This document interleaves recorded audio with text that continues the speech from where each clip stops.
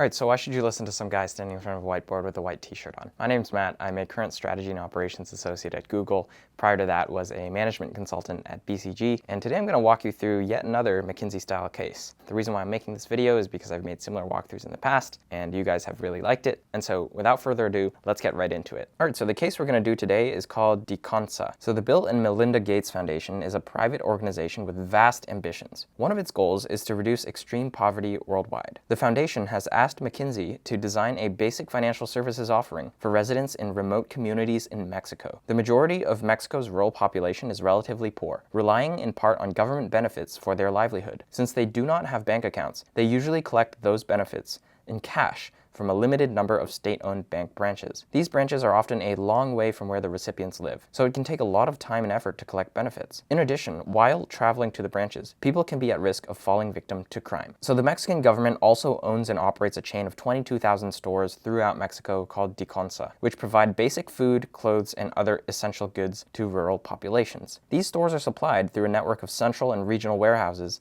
and several thousand delivery trucks. And so McKinsey has been asked to investigate and assess the possibility of using the DICONSA network to provide a set of basic financial services to supplement the limited number of state-owned bank branches. This would start with dispensing benefit payments and would gradually grow to include savings accounts, bill payments, insurance, loans, and other financial products. So the first thing we always want to do when we are starting a case and we're hearing the prompt is we want to be taking notes. And so obviously I wasn't taking notes while I was reading it, but I'm going to write a few things down right now. Okay, so I just wrote down a few quick notes right here. And so I've written down that we have DICONSA, which is a set of 22,000 stores throughout Mexico. There's a Mexican government program that looks to fund rural communities throughout Mexico. And so the question at hand today is, should we distribute the funds and other financial products via this network of 22,000 stores versus what we've been just doing, which has just been distribution through state-owned banks, where the distribution might not be as efficient or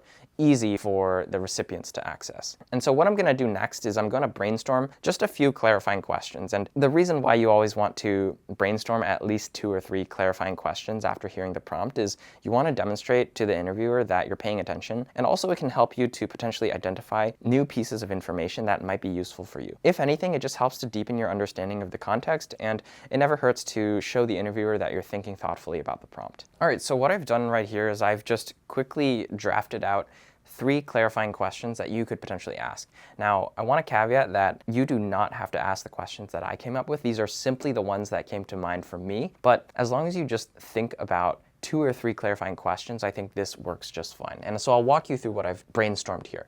So the first clarifying question is, how will funds actually be distributed in the program? And the reason why I ask this is because right now, I also want to understand, is the fund flow process still going to be government bank to state bank to DICONSA, or is it going to go straight from government to DICONSA? And the reason why I'm curious about that is because I'm thinking about the time that it's going to take to distribute funds to the stores. And I'm thinking about the efficiency and how many steps it's going to take.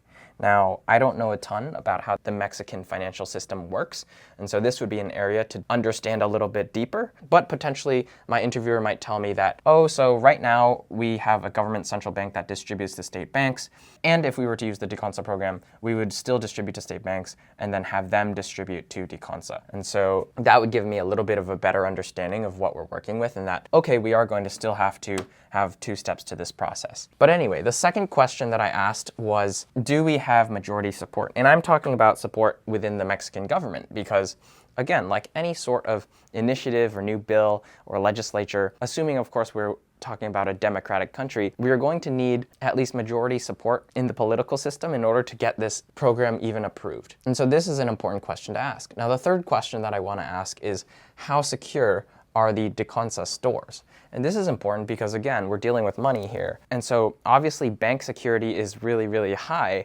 But once you start distributing financial products and cash to basically convenience stores, then the likelihood that 1, these stores could get robbed, or 2, the recipients could get their funds and then get robbed pretty quickly after that is quite high in my mind. And so I really want to understand how secure these stores are, or whether or not there are some sort of security measures that are planned to account for the risk of theft. All right, but basically after you ask your clarifying questions, the interviewer will give you some feedback related to those questions. And so oftentimes they will either tell you that, no, we don't have any information on this yet, but this is why we've hired you, or they'll give you some pieces of additional detail or additional information that might help you to think a little bit deeper about the prompt. But after you do that, what you want to do immediately after is you want to move into developing your framework. And so the way you do this is you ask the interviewer for some time in order to develop it. And so I would say, okay, great, this sounds really interesting to me. Can I take a minute or two to structure my thoughts? And they will always say yes, and this is your cue to go ahead and think through putting together a framework. And for those of you who don't know what a framework is just a fancy word for a set of key buckets that you would explore in order to better understand a problem or situation. And it's a very important part of structured thinking, which is something that you're being tested on in case interviews. And so I'm going to put together a quick framework right now. All right, so what I've done right here is I've just put together a quick framework. And just before I walk you through it, I do want to say today what I've done is I have used a value chain framework. And this simply means it's a framework where you look at every single person or entity involved in the quote-unquote value chain, and you look at all the considerations that each party has to think about related to this program. And so I've listed out 4 buckets here with each of the 4 main key players in the value chain. And so the first one is the Mexican government, the second is the state-owned banks, the third is the Deconsa network stores themselves, and then the fourth is the recipients, the families that are actually receiving this aid. And so basically the way you want to walk your interviewer through the framework is you always want to start by saying, okay, great, so I've taken some time to think through a framework. And broadly speaking, there are 4 buckets that I would want to explore to get a better understanding of the situation and think through a recommendation. And so the first is going to be related to the Mexican government, the second, the state-owned banks, the third, the Deconsa network stores, and then the fourth, the actual recipients of the aid. And within each bucket, I've thought through some benefits and considerations related to each party so that we can think holistically about the pros and cons of this program. But now to walk you through the first bucket, which is the Mexican government, here on the benefits side, what I can see as the immediate benefits for the Mexican government to implement this program are, one, if the program is successful and say they are able to actually speed up the process of getting aid to these families and the families like it, then they're going to get a lot of positive PR and positive support, at least from that population. And so, for example, the policymakers that might be backing this initiative would want to see that happen. Similarly, you could argue that there is some sort of economic impact here, because I would imagine that, say, for example, if I am someone who walks into a Deconsa store and I'm going there to get one thing, which is my funds, I might also pick up some other goods while I'm there, right? I don't know about you guys, but for me, whenever I say that I'm going to get milk at the grocery store, I almost always end up walking out with 2 or 3 other things. And so there is some impact. I don't know how big it is, but potentially we could estimate an economic impact to the Mexican economy driven by higher foot traffic to these stores. But let's switch to the considerations. And on the consideration side, I would say that political opposition is going to be a big potential risk to this program even getting through in the first place, because not everybody may support this program. But assuming we even do get this approved, there's a significant amount of execution risk as well. Execution risk simply being like, how do we actually get it done? Right? Someone is going to have to think about, okay, which stores do we want to involve in this program? Maybe we want to start out with some sort of pilot where we only use a small set of stores first to test out whether this is going to be successful before we roll it out to all 22,000. And even within that pilot, how do we actually initiate it? How do we handle the logistics of even sending the money to these stores? Is the Mexican government going to handle this? Is the state-owned banks going to handle it? How do we manage the security concerns around it? There's a whole set of execution risks involved with successfully handling this program. But moving to the second bucket, which is our state-owned banks, here on the benefit side, I would say the state-owned banks probably don't have as many benefits to gain from the fact that we're now going to distribute funds through this network of stores as opposed to only their banks. But you could say higher efficiency and more predictability around their funds flowing out of the bank is going to be a benefit, because now if you know, for example, that every month you're going to have to send 100,000 pesos to a network of 22,000 stores, then you're going to be able to factor in that outflow of funds in a very predictable manner. Versus how it used to be in the past, where maybe 100,000 people would come to your banks, but that amount would fluctuate each month. Maybe some months certain people didn't come in. Other months, more people than you expected came in, and so it was a little bit difficult to predict how much funds you needed. And so that's going to be the most immediate benefit in my mind to the state-owned banks. But on the consideration side, we're obviously going to now get less foot traffic, and so less foot traffic could potentially mean less business, right? Because now, instead of 10,000 people coming into your bank every year, maybe it's going to be cut in half and you'll only have 5,000 people coming into the bank. And so these are potential customers that could have maybe signed up for some other products at your bank. There was a detail in the prompt that mentioned the eventual plan for the Deconsa network would be to move to other financial products, not just cash payments. And so there is potentially still a benefit here for the state-owned banks, but still something to consider. And also less capital to potentially use for other things. Banks make money based off of the fact that they take one person's deposits and then they use those funds to lend to other people and then earn interest on those loans. And so if, for example, we are sending a significant amount of money out to these stores, then the bank itself is going to have less money to hold on to potentially invest in other things. But now if we move to the third bucket, which is the Deconsa network, here I would say the benefits are going to be the fact that these stores are now going to get much more foot traffic with people coming in to get their deposits or maybe sign up for other financial products. And in addition to that, they'll probably also pick up other goods. Again, whenever I say I'm going to go to the store to buy milk or eggs, I always end up coming out with at least a bag full of things. And so for the stores at least, there is probably going to be some sort of uplift in their sales because people are going to just be buying more things. Assuming that your conversion rate, aka the percentage of people that come into your store that actually buy something, stays the same, then if your foot traffic increases, then your revenue is going to increase. But then, of course, we have to talk about the considerations. And here's where I think it gets interesting, because the number one thing we have to remember is this is money here that we're transporting and going to be storing at basically a convenience store. And when people find out that there is going to be a lot more money being stored within the Deconsa stores, then there's going to be obviously a higher risk of crime. And so I think the biggest consideration here is going to be security related. And how specifically are we going to mitigate the risk that criminals will come in, rob the store, break into the safe, and steal a bunch of money? Finally, to round it out with the recipients of the aid themselves, Mexican families, what are they going to benefit from? Theoretically, convenience, because they're going to be able to get their funds quicker, they don't have to travel as far, and therefore they also save on transportation costs.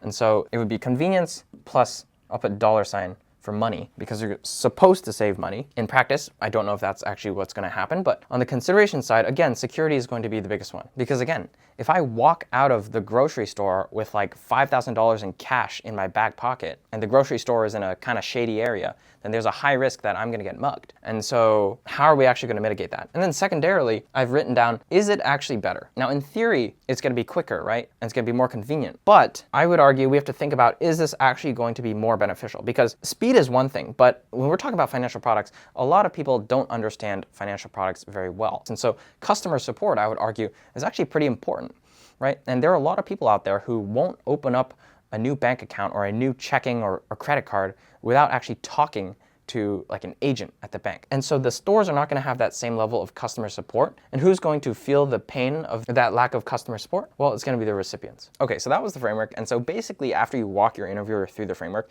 you want to invite them to give you some feedback. And so you want to say something along the lines of blah, blah, blah. And so these are the 4 buckets that I would want to consider, but would love to hear your thoughts as well. I have a few ideas in mind of where I think would be interesting to explore, but just want to get your thoughts as well. And so this is a way that you can ask them subtly for feedback, and maybe they'll tell you that, oh, this sounds really great, let's dive right in. Or they'll give you a little bit more detail about one particular bucket, but in this case, because this is a McKinsey style case, it is interviewer-led, which means that the interviewer will guide you to the next question, which is, the team has estimated that it currently costs a family 50 pesos per month in transportation and food to make the journey to collect benefit payments. The team also estimates that if benefits were available for collection at local Deconsa stores, the cost could be reduced by 30%. 20% of Mexicans' population is rural, and of that number, half currently receive state benefits. You can assume that Mexico has a population of 100 million. You can also assume that families in Mexico have an average of 4 members, and that this does not vary by region. So if every family could collect state benefits at their local Deconsa stores, how much in total per year would be saved across all Mexican rural families receiving state benefits? Okay, so basically this next question is a quantitative portion of the case, and this is quite normal. Usually the second part of the case interview is quantitative in nature, and so they've given us a bunch of information here, which I will now write down really quickly. All right, so what I've done here is I've literally just listed out the details that we were given for this quant portion.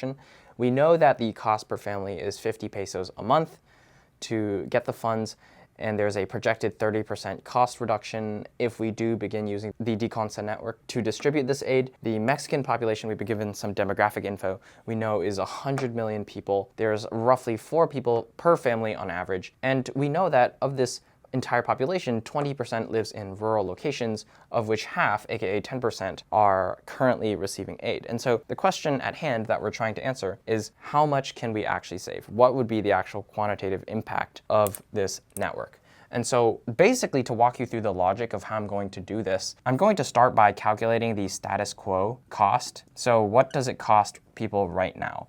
And then I'm going to apply a 30% haircut or discount to that cost number to get us to our cost savings, okay? And so the structure of the math would be as follows. We would start with our total population, and then we would divide by the number of people per family to basically get us to how many families are in all of Mexico. Then we would multiply it by the 20% of families that currently live in rural areas, and then split that in half, basically multiplying by 50% to get to the amount that are currently receiving aid. So that's our relevant number of families. And then we're just going to multiply by how much it costs them. So 50 pesos per month times 12 pesos a year to get to our status quo total cost number. So I'm going to do the math really quickly. We have 100 million families. We divide by 4 people per family, which is about 25 million families. Take 20% of that, aka divided by 5, so that's 5 million families that are living in rural places. Take half of that are receiving aid, so 2.5 million families that are actually receiving aid. And then 50 pesos times 12 months per year, that's 600 pesos a year, which means that right now costs them roughly 1.5 billion pesos per year. Pretty small down there. But this is just the total cost, and what we're trying to get to is how much we can actually save. And we've been given that there's an estimated 30% cost reduction if we use the DeConsa network. So what is 30% of 1.5 billion? Well, 30% of 1.5 billion is the same as basically 3 times 150 million, which is the same as 450 million pesos. So that's our final number, which is that if we use the DeConsa network, we could hypothetically save 450 million pesos per year for these families. And so after you get to this number, you should stop and take a step back and think about what this number even means in the context of the case. And sometimes your interviewer will press you to think about what this number even means. And so they might ask you something like, okay, great, so how does this number make you feel? And sometimes it's not that they're looking for a yes or no answer.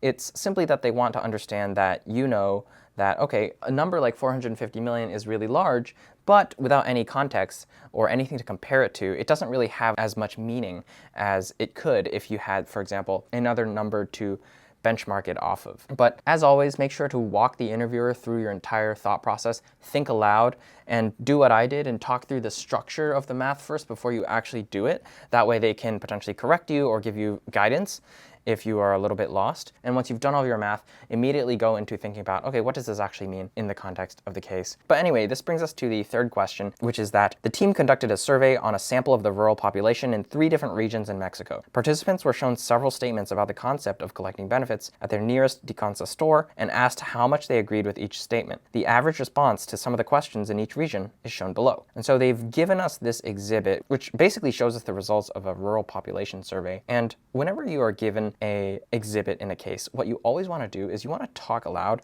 and just give your initial observation, because not only does this show the interviewer what you're thinking, but it also buys you time to actually think through what the results even mean. Because sometimes when you're given a bunch of information or data, you might not have any sort of insight to explain to the interviewer immediately. And so this allows you to show them your thought process, but also to digest the information a little bit slowly so that you can come up with some key insights. And so basically the question that the interviewer will pose to you is, what are your observations regarding this information and how would you explain these trends? And so this section of the case is going to be a little bit more conversational, just because they're giving you an exhibit and they're basically just asking you to explain the trends. And so I want to caveat that there's really no right or wrong answer in this situation, but there are better answers and there are worse answers. And so as long as you have a rationale behind why the results turned out a certain way and you can back it up logically and with sound reasoning, then you should be okay here. And so basically there were 6 dimensions that were tested in this survey. One was, are you happy to receive your benefits?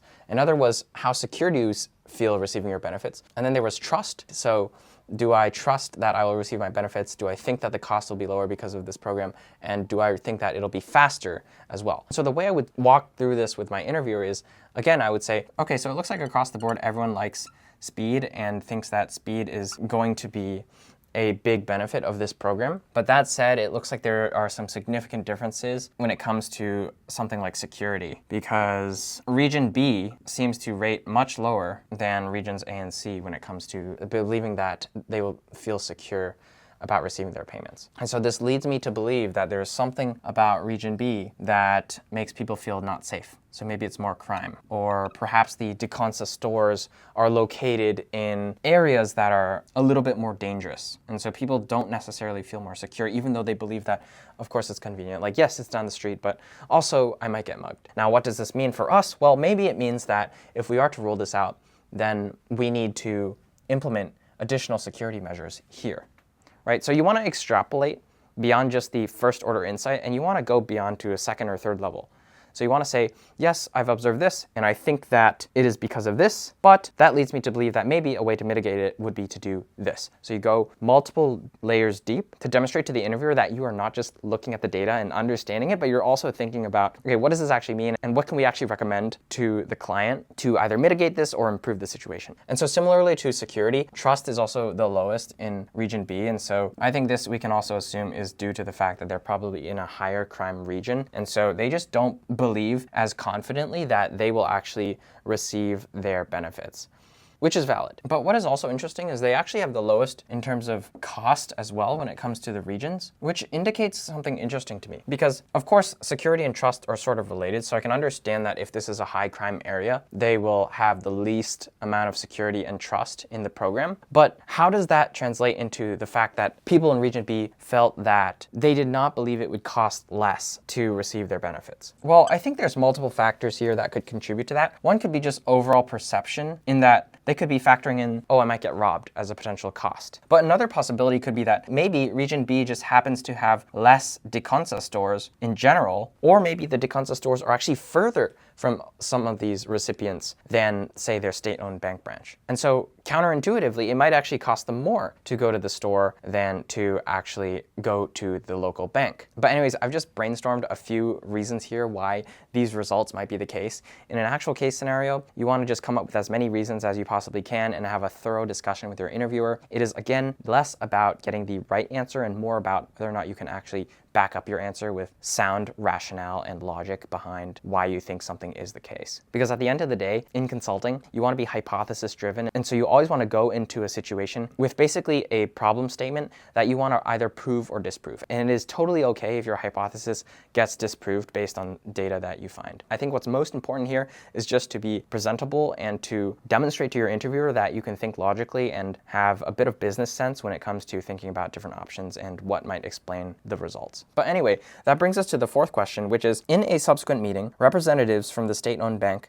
expressed concern about how challenging it will be to offer basic financial products to the rural population. One of the representatives mentions that these are regions where people have minimal education and are unfamiliar with banking products. There is also significant crime and fraud. He asks for the team's thoughts about how the bank could sell these services effectively to the population given these challenges. Okay, so this is again another brainstorming section. Basically, you're just going to try to come up with as many ideas as possible for how you can basically educate your consumers on these financial products. And so I just also want to say, before any sort of brainstorming section, feel free to ask your interviewer for like 30 seconds to come up with a few ideas if you don't have any that immediately come to mind. I think it's always better to ask for a bit of time and have more thought out answers than to just dive into something that you're not totally prepared to talk about, because that's always just a bad look. And so I'm just going to take a few seconds right now to write down a few ideas. All right, so I've just thrown together a few quick ideas here for how we can better educate the population on these financial products and overall just increase their familiarity with what we are offering.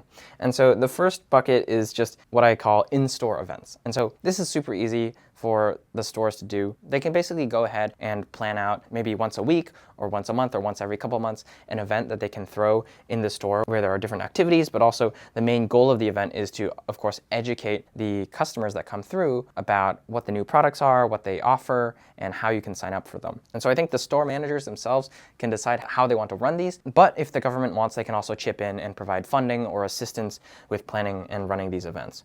The second thing is you want to educate your employees, because if your employees don't know how these products even work, then there's very low likelihood that they're going to promote these to the customers.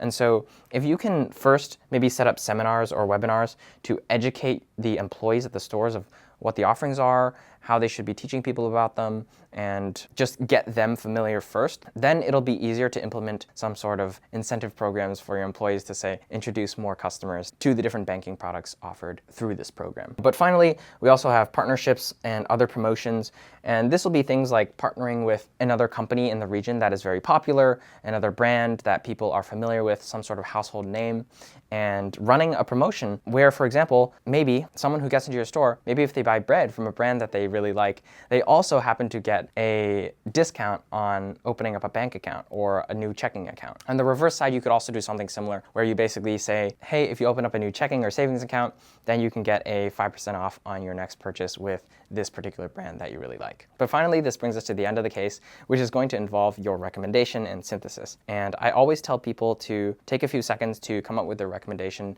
instead of just jumping right into it. The typical way that the question is posed by the interviewer will be that, hey, so-and-so, say Bill Gates or the Mexican government, is walking down the hall and they're about to come into the conference room where you and your team have been working for the past couple days and ask for a status update. What would you tell them about what you've learned? And so the structure that I always recommend people follow is 1, you start with restating the context. 2, you give your recommendation. 3, you talk about risks. And then 4, you talk about next steps. And what you always want to do before you actually give the recommendation is you want to look back on your paper and you want to think about all of the things that you've learned today.